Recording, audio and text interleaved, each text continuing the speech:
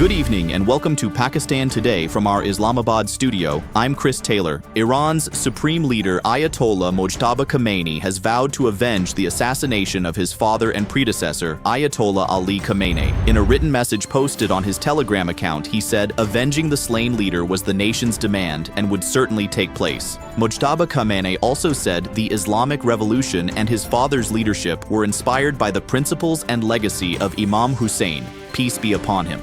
Turning to another story, video footage showing the grave of Iran's late supreme leader Ayatollah Ali Khamenei has been released, with flower petals covering the burial site. The images have been widely shared by Iranian media outlets and diplomatic missions.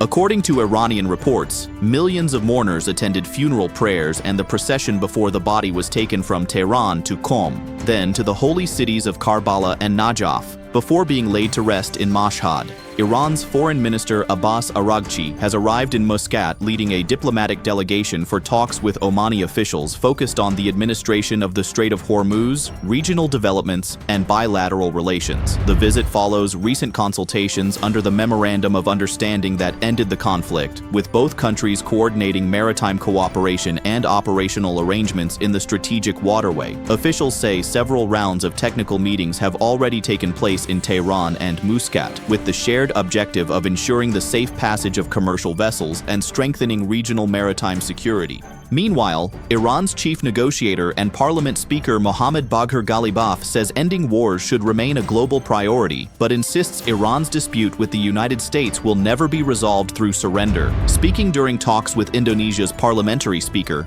Ghalibaf stressed that Iran has never stopped preparing for its defense and warned Tehran is fully ready should Washington withdraw from the current agreement. At the same time, U.S. President Donald Trump said Washington remains willing to continue negotiations with Iran, while making it clear that the previous ceasefire has ended and will not be restored.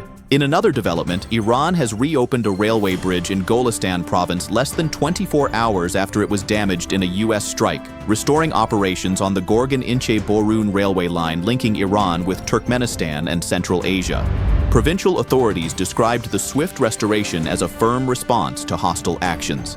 Iran has also lodged a formal complaint with the International Intergovernmental Organization for International Carriage by Rail, urging the organization to take action over attacks on the country's railway infrastructure. Back home, Prime Minister Shehbaz Sharif and President Asif Ali Zardari have reaffirmed Pakistan's commitment to responsible population planning on World Population Day.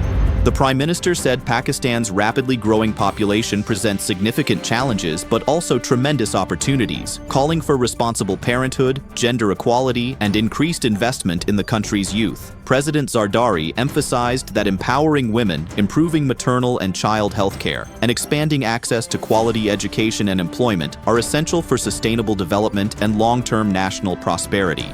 Deputy Prime Minister Izzat Haq Dar has chaired a high-level meeting to review measures aimed at improving Pakistan's port connectivity. Officials briefed the meeting on the current capacity and performance of the country's ports. Haq Dar said Pakistan's strategic geographic location is a valuable national asset that must be fully utilized to maximize economic gains. The committee reviewed reforms designed to improve port efficiency, streamline operations, strengthen coordination among government agencies, and enhance trade and logistics in an effort to position Pakistan's ports as competitive regional trade gateways. Finally, the Pakistan Meteorological Department has issued a glacial lake outburst flood alert for Gilgit, Baltistan, and Khyber Pakhtunkhwa ahead of a fresh westerly weather system expected next week.